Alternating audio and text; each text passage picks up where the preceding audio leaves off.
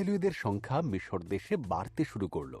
নতুন ফরৌন ভয় পেলেন যে ইসরায়েলীয়রা শক্তিশালী হয়ে উঠবে, তাই সে তাদেরকে দাসে পরিণত করল এবং তাদের সাথে অত্যন্ত দুর্ব্যবহার করতে শুরু করল। ফরৌন সমস্ত ইসরায়েলীয় বালকদের হত্যার আদেশ দিল। একজন স্ত্রীলোক তার শিশুকে ঝুড়িতে করে নদীর ধারে লুকিয়ে রেখেছিল। শিশুটির দিদি শিশুটিকে লক্ষ্য রাখছিল। ফরৌনের কন্যা সেই নদীতে স্নান করছিল। শিশুটিকে দেখতে পেয়ে নিজের কাছে রাখার সিদ্ধান্ত নিল।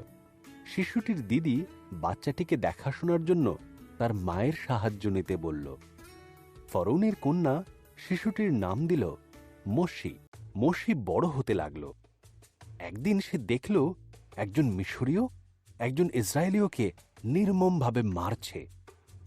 মোশি সেই মিশরীয় ব্যক্তিকে হত্যা করল। এরপর সে পালিয়ে গেল মিদিয়ন দেশে। এখানে সে 40 বছর মেষ পালকের কাজ করেছিল। একদিন মোশি হোরের পর্বতে মেষ পাহারা দিচ্ছিল।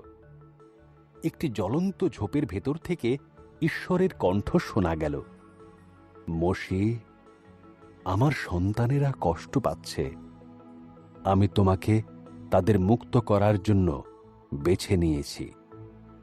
আমি পারব না, মোশি বলল। ঈশ্বর প্রতিশ্রুতি দিলেন, আমি তোমাকে সাহায্য করব।